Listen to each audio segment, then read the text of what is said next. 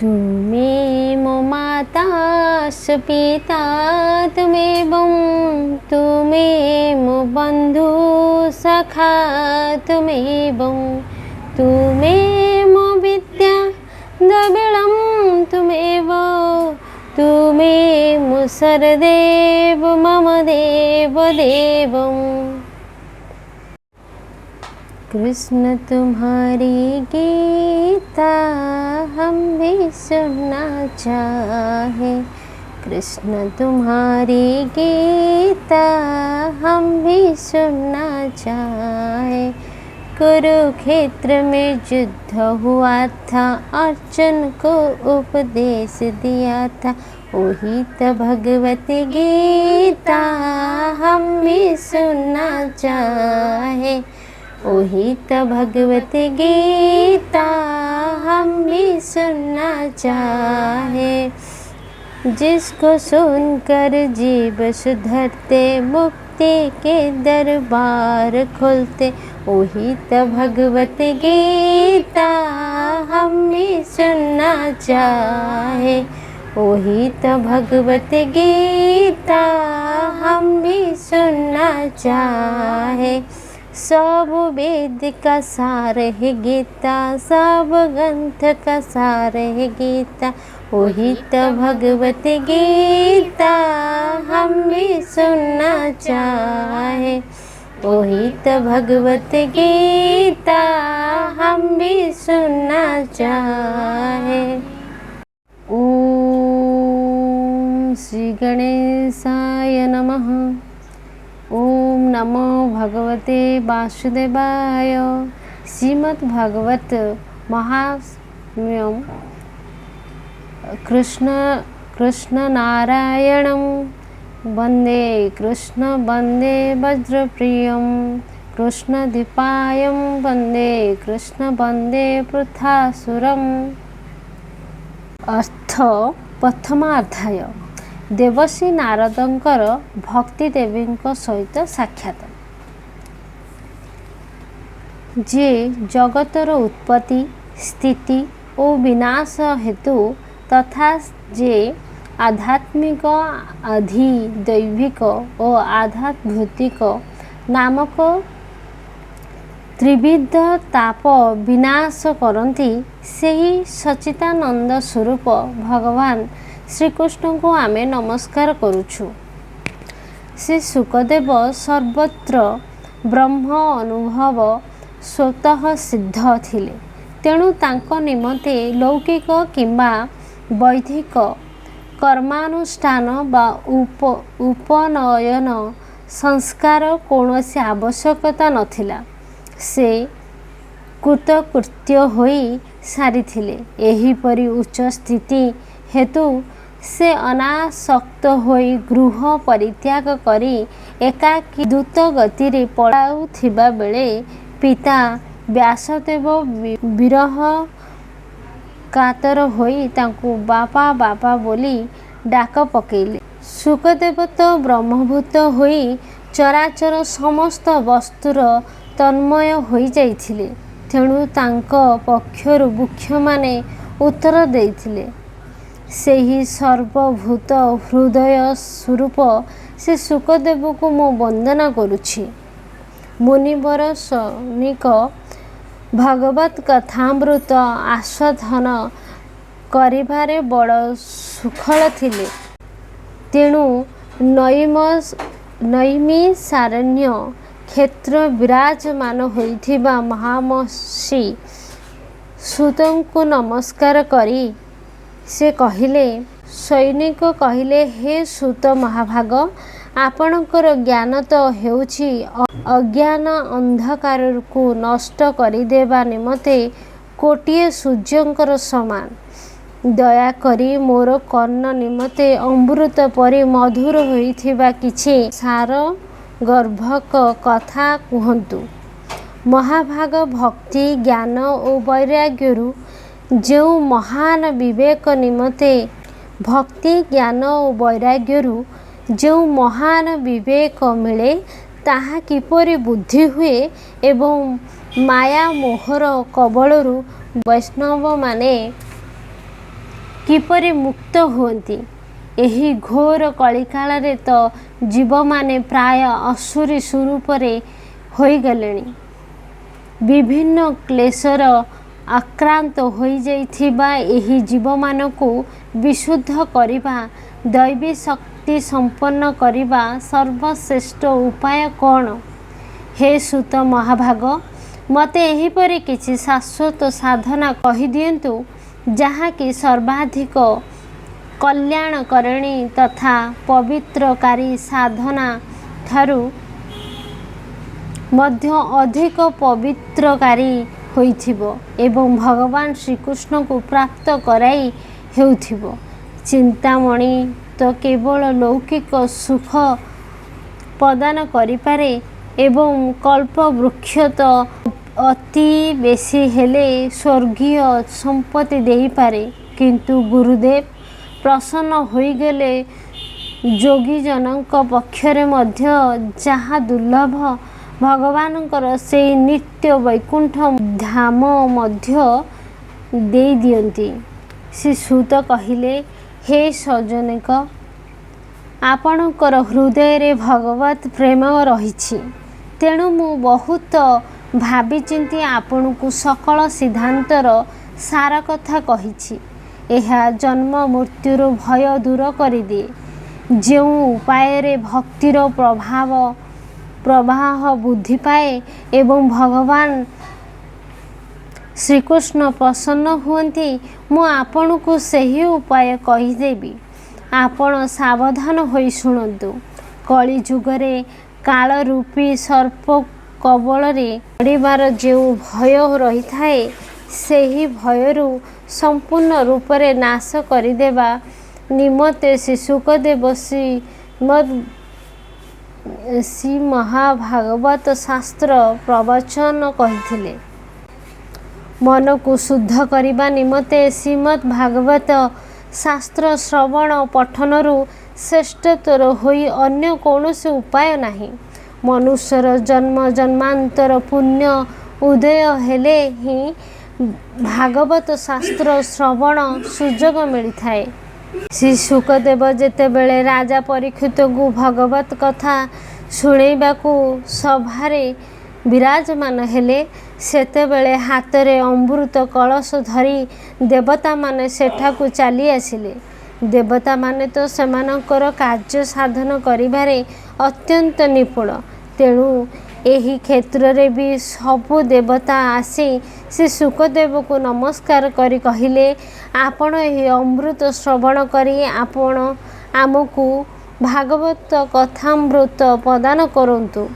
ଆମ ଭିତରେ ଏହିପରି ଆଦାନ ପ୍ରଦାନ ହୋଇଗଲା।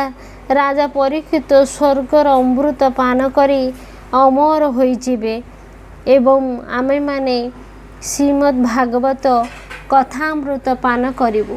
ଶ୍ରୀ ଶୁକଦେବ ଭାବିଲେ, କାଚ କେଉଁଠି ଓ ମହାମୂଲ୍ୟ ମଣି କେଉଁଠି?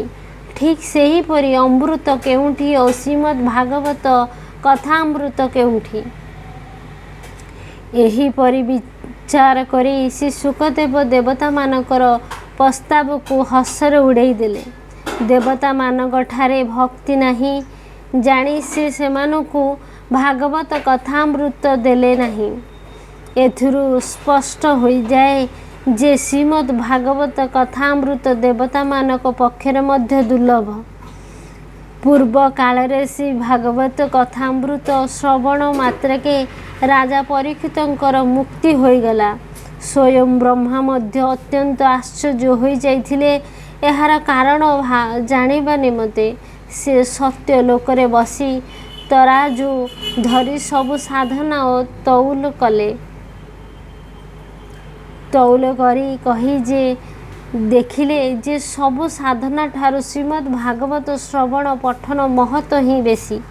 ତାହା ଦେଖି ସେଠାରେ ଉପସ୍ଥିତ ଥିବା ସମସ୍ତ ମୁନି ଋଷି ବିସ୍ମିତ ହୋଇଗଲେ। ଶେଷରେ ସେମାନେ ଏହି ନିର୍ଣ୍ଣୟରେ ପହଞ୍ଚିଲେ ଯେ କଳିଯୁଗରେ ଭାଗବତ ଶାସ୍ତ୍ର ହିଁ ହେଉଛି ଭଗବତ ସ୍ୱରୂପ ଏବଂ ଭଗବତ ଶ୍ରବଣ ପଠନ ହିଁ ତତ୍କାଳ ମୋକ୍ଷ ପ୍ରଦାନ କରିଥାଏ। ତଉଲ କରି ସେ ଦେଖିଲେ ଯେ ସବୁ ସାଧନାରୁ ଶ୍ରୀମଦ୍ ଭାଗବତ ଶ୍ରବଣ ପଠନ ମହତ୍ଵ ହିଁ ବେଶୀ। ତାହା ଦେଖି ସେଠାରେ ଉପସ୍ଥିତ ଥିବା ସମସ୍ତ ମୁନି ଋଷି ବିସ୍ମିତ ହୋଇଗଲେ। ଶେଷରେ ସେମାନେ ଏହି ନିର୍ଣ୍ଣୟରେ ପହଞ୍ଚିଲେ ଯେ କଳି ଯୁଗରେ ଭାଗବତ ଶାସ୍ତ୍ର ହିଁ ହେଉଛି ଭଗବତ ସ୍ୱରୂପ ଏବଂ ଭାଗବତ ଶ୍ରବଣ ପଠନ ହିଁ ତତ୍କାଳ ମୁଖ୍ୟ ପ୍ରଦାନ କରିଥାଏ। ଏହିପରି ଭାବରେ ସେମାନେ ଭାଗବତର ମହତ୍ଵ ସ୍ୱୀକାର କଲେ। ସେମାନେ ଜାଣିଗଲେ ଯେ ସପ୍ତାହ ବିଧିରେ ଶ୍ରବଣ କଲେ ଏହା ବିସ୍ମୃତ ରୂପରେ ଭକ୍ତି ପ୍ରଦାନ କରେ। ପୂର୍ବ କାଳରେ ଦୟାଳୁ ସନକାଦି ଋଷିଗଣ ଦେବର୍ଷି ନାରଦଙ୍କୁ ଏହା କହିଲେ।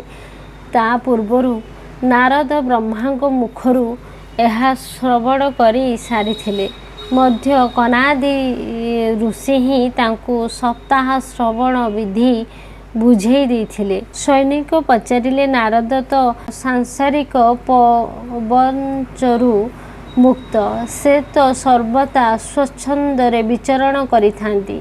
ସନକାଦିଙ୍କର ସହିତ ତାଙ୍କର କେଉଁଠି ସାକ୍ଷାତ ହେଲା ଏବଂ ବିଧିବିଧାନ ଶ୍ରବଣ କରିବାକୁ ତାଙ୍କର ପତି ବା କିପରି ହେଲା? ଶ୍ରୀ ସୁତ କହିଲେ, ଶ୍ରୀ ଶୁକଦେବ ମୋତେ ନିଜର ଅନନ୍ୟ ଶିଷ୍ୟ ବୋଲି ଜାଣି ସେହି ଭକ୍ତିପୂର୍ଣ୍ଣ ଗାଥା ଏକାନ୍ତରେ ଶୁଣାଇଥିଲେ। ମୁଁ ବର୍ତ୍ତମାନ ଆପଣଙ୍କୁ ତାହା ହିଁ କହୁଛି, ଶୁଣନ୍ତୁ। ଦିନକର ଘଟଣା। ସନକାଦି ଚାରି ମହର୍ଷି ସତ୍ସଙ୍ଗ ନିମନ୍ତେ ବିଶାଳ ପୁରୀ ବଦ୍ରିକାଶ୍ରମ ଆସିଥାନ୍ତି। ସେଠାରେ ସେମାନଙ୍କର ନାରଦଙ୍କ ସହିତ ସାକ୍ଷାତ ହୋଇଗଲା। ସନକାଦି ପଚାରିଲେ, ବ୍ରହ୍ମନ୍, ଆପଣଙ୍କ ମୁହଁ କାହିଁକି ବିଷଣ୍ଣ ଦିଶୁଛି?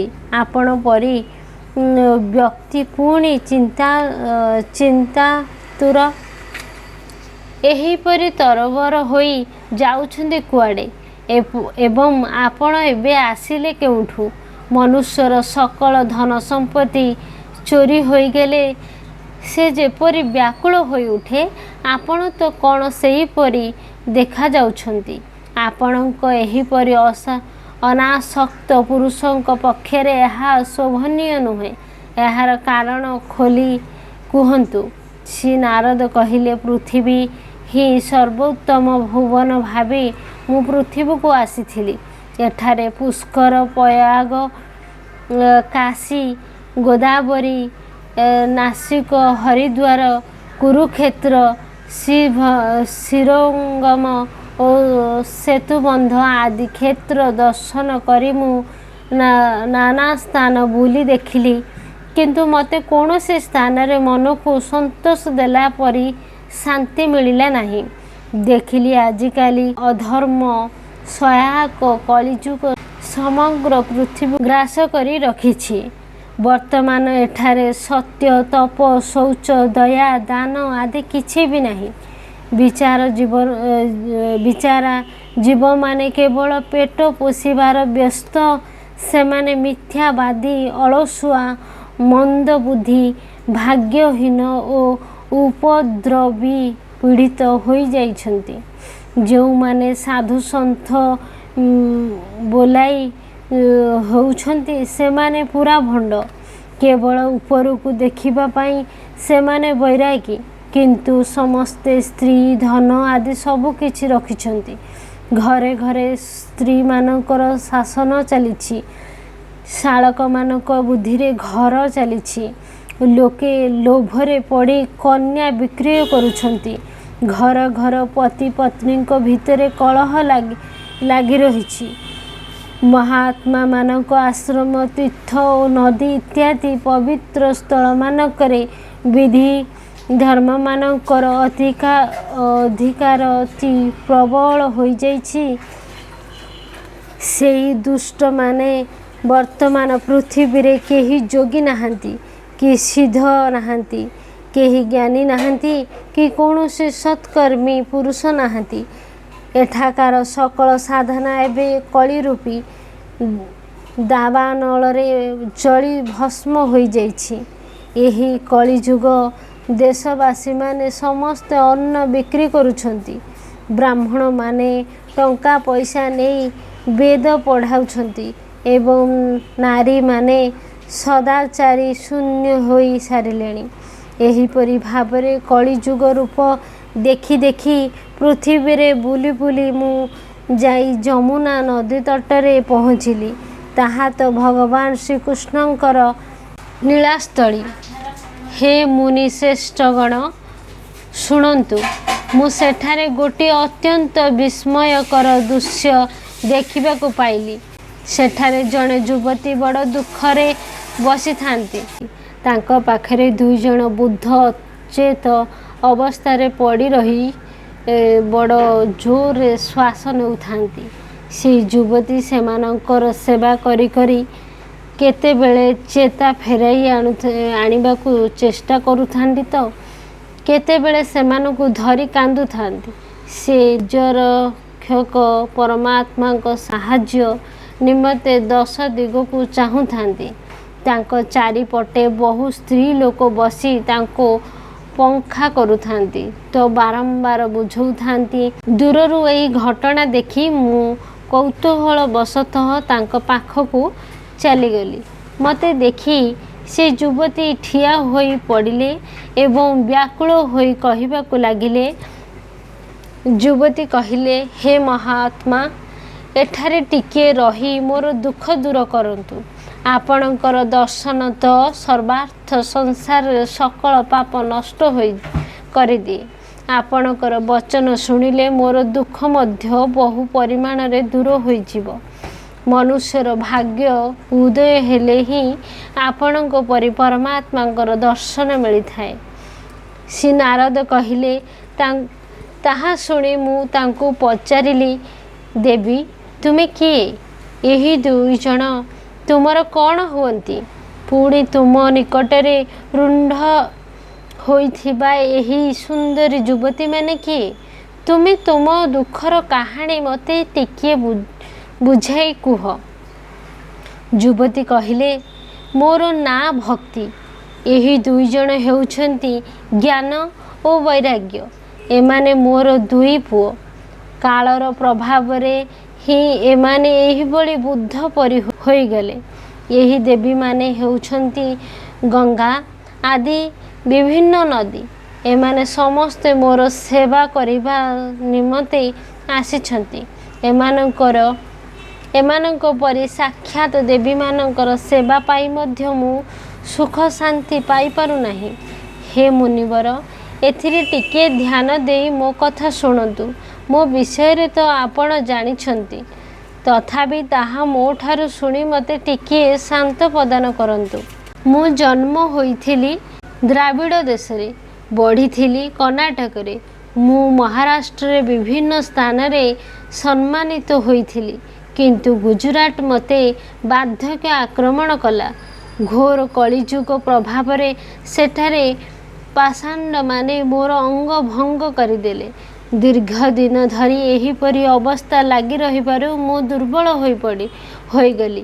ମୋର ପୁତ୍ରମାନେ ମଧ୍ୟ ଦୁର୍ବଳ ଓ ନିସ୍ତେଜ ହୋଇଗଲେ। ମୁଁ ସେଠାରୁ ବୃନ୍ଦାବନ ଚାଲି ଆସିଲି। ବୃନ୍ଦାବନ ଚାଲି ଆସିବା ଦିନୁ ମୁଁ ପୁଣି ଥରେ ସୁନ୍ଦରୀ ରୂପବତୀ ହୋଇଗଲି। କିନ୍ତୁ ମୋ ଆଗରେ ପଡ଼ିଥିବା ମୋର ଏହି 2 ପୁତ୍ର କ୍ଳାନ୍ତ ଓ ଅବସର ହୋଇ ଆଗପରି ଦୁଃଖରେ ସଢ଼ୁଛନ୍ତି। ତେଣୁ ମୁଁ ଏହି ସ୍ଥାନ ଛାଡ଼ି ଅନ୍ୟତ୍ର ଚାଲିଯିବାକୁ ଚାହୁଁଛି। ଏହି 2 ଜଣ ବୃଦ୍ଧ ହୋଇଯିବା ଦେଖି ମୁଁ ଏମାନଙ୍କ ଦୁଃଖରେ ବହୁତ ଦୁଃଖୀ। ମୁଁ ତ ତରୁଣୀ ହୋଇଗଲି, କିନ୍ତୁ ମୋର ଏହି ପୁଅ 2ଟି ବୃଦ୍ଧ ହୋଇ ରହିଛନ୍ତି କାହିଁକି? ଆମେ 3 ହିଁ ତ ଏକାଠି ରହୁଛୁ, ତଥାପି ଏହିପରି ଅଦ୍ଭୁତ ଘଟଣା ଘଟିଲା କିପରି? ସାଧାରଣତଃ ମା ବୃଦ୍ଧା ଓ ପୁଅମାନେ ତରୁଣ ହୋଇଥାନ୍ତି, କିନ୍ତୁ ଏଠାରେ ତ ବିପରୀତ ଘଟିଛି। ତେଣୁ ମୁଁ ଏହି ଘଟଣାରେ ଆଶ୍ଚର୍ଯ୍ୟୋଦ୍ବିତ ହୋଇ ଦୁଃଖ କରୁଛି। ଆପଣ ତ ପରମ ବୁଦ୍ଧିମାନ ଏବଂ ଯୋଗଧିନୀ। ଏହାର କାରଣ କ'ଣ ହୋଇପାରେ, ମୋତେ ଟିକିଏ କୁହନ୍ତୁ। ଶ୍ରୀ ନାରଦ କହିଲେ, ହେ ସାଧ୍ୱୀ, ମୁଁ ମୋର ଜ୍ଞାନ ଦୃଷ୍ଟିରେ ତୁମର ସକଳ ଦୁଃଖର କାରଣ ଦେଖିପାରୁଛି। ତୁମେ ଦୁଃଖ କରିବା ଉଚିତ ନୁହେଁ। ଶ୍ରୀହରି ତୁମର କଲ୍ୟାଣ କରିବେ। ଶ୍ରୀସୁତ କହି ଚାଲିଲେ।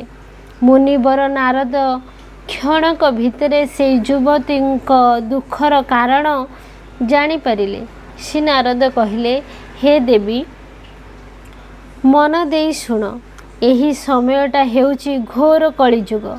ତେଣୁ ଏବେ ସଦାଚାର, ଯୋଗ ମାର୍ଗ ଓ ତପସ୍ୟା ଆଦି ଲୁପ୍ତ ହୋଇଗଲାଣି। ଲୋକେ ଶଠତା ଓ ଦୁଷ୍କର୍ମ ଲିପ୍ତ ହୋଇ ଅଘାସୁର ପାଲଟି ଗଲେଣି। ସଂସାରରେ ଯେଉଁଆଡ଼େ ଚାହିଁବ ସବୁଠି ପ୍ରାୟ ସତ୍ପୁରୁଷମାନେ ଦୁଃଖ ପାଉଛନ୍ତି ଏବଂ ଦୁଷ୍ଟମାନେ ସୁଖ ଭୋଗ କରୁଛନ୍ତି। ଏହିପରି ଅବସ୍ଥାରେ ଯେଉଁ ବୁଦ୍ଧମାନେ ଲୋକ ଧୈର୍ଯ୍ୟ ଧରି ରହିପାରିବେ, ଜାଣ ସେଇମାନେ ହିଁ ଜ୍ଞାନୀ ଓ ପଣ୍ଡିତ। ଶେଷ ଦେବଙ୍କର ନିମନ୍ତେ ପୃଥିବୀ ପ୍ରତିବର୍ଷ କ୍ରମଶଃ ଅଧିକରୁ ଅଧିକ ସ୍ୱରୂପ ହୋଇଯାଉଛି। ବର୍ତ୍ତମାନ ଏହା ଆଉ ସ୍ପର୍ଶର ଯୋଗ୍ୟ ବୋଲି କ'ଣ କହିବା? ଦର୍ଶନ କରିବା ଯୋଗ୍ୟ ହୋଇ ମଧ୍ୟ ରହିନାହିଁ। ଏଠାରେ କୌଣସି ମଙ୍ଗଳ ଦେଖାଯାଉନାହିଁ। ବର୍ତ୍ତମାନ କେହି ତୁମକୁ ତୁମ ପୁତ୍ରମାନଙ୍କ ସହିତ ଆଉ ଦେଖିବାକୁ ମଧ୍ୟ ପାଉନାହାନ୍ତି। ଅର୍ଥାତ୍ ଜ୍ଞାନ, ବୈରାଗ୍ୟ ମିଶ୍ରା ଭକ୍ତି ଆଉ ଦେଖିବାକୁ ମିଳୁନାହିଁ। ବିଷୟାସକ୍ତିରେ ଅନ୍ଧ ହୋଇ ଯାଇଥିବା ଲୋକଙ୍କ ଦ୍ୱାରା ଉପେକ୍ଷିତ ହୋଇଯିବାରୁ ତୁମେ ବାର୍ଦ୍ଧକ୍ୟଗ୍ରସ୍ତ ହୋଇଥିଲ। ବୃନ୍ଦାବନକୁ ଚାଲି ଆସିବାରୁ ଏଠାର ପ୍ରଭାବରେ ତୁମେ ପୁଣି ଥରେ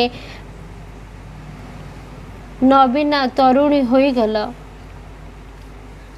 ସର୍ବତ୍ର ଭକ୍ତି ନୃତ୍ୟ କରୁଥିବା ଏହି ବୃନ୍ଦାବନ ଧାମ ସତରେ ଧନ୍ୟ। କିନ୍ତୁ ଏଠାରେ ତୁମର ଦୁଇ ପୁତ୍ରଙ୍କର କୌଣସି ଗ୍ରାହକ ନାହାନ୍ତି। ଅର୍ଥାତ୍ ଜ୍ଞାନ ଓ ବୈରାଗ୍ୟ ଲୋକେ ଉପେକ୍ଷା କରିଦେଇଛନ୍ତି। ତେଣୁ ଏମାନଙ୍କ ବାର୍ଦ୍ଧକ୍ୟ ତଟୁ ନାହିଁ। ତଥାପି ଏଠାରେ ଏମାନଙ୍କୁ ଟିକିଏ ଆତ୍ମସୁଖ ମିଳୁଥିବାରୁ ଏମାନେ ଶୋଇଥିବା ପରି ଜଣାପଡ଼ୁଛନ୍ତି। ଭକ୍ତି ଦେବୀ କହିଲେ, ରାଜା ପରୀକ୍ଷିତ, ଏହି ପାପୀ କଳିଯୁଗକୁ କାହିଁକି ରଖାଇଦେଲେ କେଜାଣି? ଏହି ଯୁଗଟା ଆସୁ ଆସୁ ହିଁ ସବୁ ବସ୍ତୁର ସାର କେଉଁଆଡ଼େ ଚାଲିଗଲା। ଶ୍ରୀହରି ତ କରୁଣାମୟ। ଏହିପରି ଅଧର୍ମ ଦେଖି ମଧ୍ୟ ସେ ଚୁପ୍ ରହିଛନ୍ତି କିପରି? ହେ ମୁନିବର, ମୋର ଏହି ସନ୍ଦେହ ଦୂର କରନ୍ତୁ। ଆପଣଙ୍କ କଥା ଶୁଣି ମୋତେ ଏତେ ଟିକିଏ ଶାନ୍ତି ମିଳୁଛି। ଶ୍ରୀ ନାରଦ କହିଲେ, ହେ ବାଳା, ଯଦି ତୁମେ ଚାହୁଁଛ ତେବେ ଆନନ୍ଦ ମନରେ ଶୁଣ। ହେ କଲ୍ୟାଣୀ, ମୁଁ ତୁମକୁ ସବୁ ବୁଝାଇ ଦେବି। ତୁମର ସକଳ ଦୁଃଖ ଦୂର ହୋଇଯିବ। ଯେଉଁଦିନ ଭଗବାନ ଶ୍ରୀକୃଷ୍ଣ ଏହି ଭୂଲୋକ ଛାଡ଼ି ନିଜ ଧାମକୁ ଚାଲିଗଲେ, ସେଇଦିନ ଠାରୁ ସକଳ ସାଧନାରେ ବାଧା ଦେଉଥିବା କଳିଯୁଗ ଏଠାକୁ ଚାଲି ଆସିଲା। ଦିଗ୍ବିଜୟ ସମୟରେ ତା ଉପରେ ରାଜା ପରୀକ୍ଷିତଙ୍କ ଦୃଷ୍ଟି ପଡ଼ିଗଲା। ତେଣୁ ସେ ସିଂହୀନଙ୍କ ପରି ହୋଇ ତାଙ୍କର ଶରଣ ପଶିଲା। ରାଜା ପରୀକ୍ଷିତ ତ ଭ୍ରମର ପରି ସାର ଶ୍ରବଣ କରନ୍ତି। ସେ ସ୍ଥିର କଲେ ଯେ ତାଙ୍କୁ ବଧ କରିବା ଠିକ୍ ହେବ ନାହିଁ। କାରଣ ସେ ଜାଣିଥିଲେ ଯେ ତପସ୍ୟା, ଯୋଗ ଓ ସମାଧି ଦ୍ୱାରା ମଧ୍ୟ ଯେଉଁ ଫଳ ମିଳିପାରେ ନାହିଁ, କଳିଯୁଗରେ କେବଳ ଶ୍ରୀହରି କୀର୍ତ୍ତନରେ ହିଁ ସେହି ଫଳ ପୂର୍ଣ୍ଣ ରୂପେ ମିଳିଯାଏ।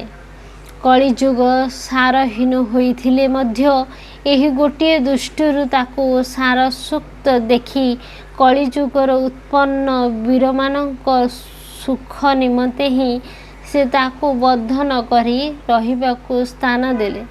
ବର୍ତ୍ତମାନ ଲୋକମାନେ କୁକର୍ମରେ ପ୍ରବୃତ୍ତ ହେବାକୁ ସକଳ ବସ୍ତୁର ସାର ନଷ୍ଟ ହୋଇଗଲାଣି ଏବଂ ପୃଥିବୀର ସକଳ ପଦାର୍ଥ ସାରହୀନ ଯଶୁ ପରି ହୋଇଗଲାଣି। ବ୍ରାହ୍ମଣମାନେ ଅନ୍ନଧୀନାଧି ଭୋକ୍ତାସକ୍ତ ହୋଇ ଘରେ ଘରେ ଯାହାକୁ ପାଇଲେ ତାକୁ ଭାଗବତ କଥା ଶୁଣାଇବାକୁ ଲାଗିଲେ। ତେଣୁ ଭାଗବତ କଥାର ସାର ନଷ୍ଟ ହୋଇଗଲା। ନାନା ପ୍ରକାରର ଘୋର କର୍ମ କରୁଥିବା ନାସ୍ତିକ ଓ ନାରକୀ ପୁରୁଷମାନେ ମଧ୍ୟ ତୀର୍ଥମାନଙ୍କରେ ରହିବାକୁ ଲାଗିବାରୁ ତୀର୍ଥମାନଙ୍କର ପ୍ରଭାବ ବି ନଷ୍ଟ ହୋଇଗଲା। ଯେଉଁମାନଙ୍କର ଚିତ୍ତ ନିରନ୍ତର କାମ କ୍ରୋଧ ତଥା ଅତ୍ୟନ୍ତ ଲୋଭ ଓ ଦୁଃସାର ବ୍ୟାକୁଳ, ସେମାନେ ମଧ୍ୟ ତପସ୍ୟା କରିବାରେ ଢଙ୍ଗ ଧରିଲେ। ତେଣୁ ତପସ୍ୟାର ସାର ଚାଲିଗଲା ମନ ସଂଯମ ନ କରିବାରୁ ତଥା ଲୋଭ ଦମ୍ଭ ଓ ପାଷାଣ୍ଡପଣର ଆଶ୍ରୟ ନେବାରୁ ଏବଂ ଶାସ୍ତ୍ର ଅଭ୍ୟାସ ନ କରିବାରୁ ଧ୍ୟାନ ଯୋଗର ଫଳ ମଧ୍ୟ ଆଉ ମିଳୁନାହିଁ। ବର୍ତ୍ତମାନ ପଣ୍ଡିତମାନଙ୍କ ଠାରେ କେବଳ ସ୍ତ୍ରୀ ସହିତ ପଶୁ ପରି ସମଣ କରିବା ଓ ସନ୍ତାନ ଉତ୍ପନ୍ନ କରିବାକୁ କୁଶଳତା ହିଁ ରହିଯାଇଛି। ମୁକ୍ତି ସାଧନରେ ସେମାନେ ସର୍ବଥା ଅକୁଶଳ ହୋଇଗଲେଣି। ସମ୍ପ୍ରଦାୟ ଅନୁସାରେ ମିଳିଥିବା ବୈଷ୍ଣୁ ଭକ୍ତି ମଧ୍ୟ କୌଣସିଠାରେ ଦେଖିବାକୁ ମିଳୁନାହିଁ। ଏହିପରି ଭାବରେ ସକଳ ବସ୍ତୁର ସାର ଲୁପ୍ତ ହୋଇଗଲାଣି। ଏସବୁ ହେଉଛି ଏହି ଯୁଗର ପ୍ରଭାବ, ଏଥିରେ କାହାରି ଦୋଷ ନାହିଁ। ତେଣୁ ପୁଣ୍ଡରୀକାକ୍ଷ ଭାଗବତ ଅତି ନିକଟରେ ରହି ମଧ୍ୟ ଏହିସବୁ ସହିଯାଉଛନ୍ତି। ଶ୍ରୀସୁତ କହିଚାଲିଲେ, ହେ ସୈନିକ! ଦେବର୍ଷି ନାରଦଙ୍କର ଏହି ବଚନ ଶୁଣି ଭକ୍ତିଦେବଙ୍କୁ ବଡ଼ ଆଶ୍ଚର୍ଯ୍ୟ ଲାଗିଲା। ତେଣୁ ସେ କ'ଣ କହିଲେ ଶୁଣନ୍ତୁ। ଭକ୍ତିଦେବୀ କହିଲେ, ହେ ଦେବର୍ଷି, ଆପଣ ଧନ୍ୟ। ମୋର ବିଶେଷ ସୌଭାଗ୍ୟ ଥିବାରୁ ଏଠାକୁ ଆପଣଙ୍କର ଆଗମନ ହେଲା। ସଂସାରରେ ସନ୍ଥଜନଙ୍କର ଦର୍ଶନ ହିଁ ସମସ୍ତ ସିଦ୍ଧିର କାରଣ। ଆପଣଙ୍କ ଥରକର ଉପଦେଶ ପାଳନ କରି କୟାଧ୍ୟୁକ ମାନ ପ୍ରହ୍ଲାଦ ମାୟାକୁ ଜୟ କରି ପାରିଥିଲେ ଏବଂ ଆପଣଙ୍କ କୃପାରୁ ହିଁ ଧ୍ରୁବପଦ ପାଇଥିଲେ। ଆପଣ ହେଉଛନ୍ତି ସର୍ବମଙ୍ଗଳମୟ ଏବଂ ସାକ୍ଷାତ ବ୍ରହ୍ମାଙ୍କର ପୁତ୍ର। ମୁଁ ଆପଣଙ୍କୁ ନମସ୍କାର କରୁଛି।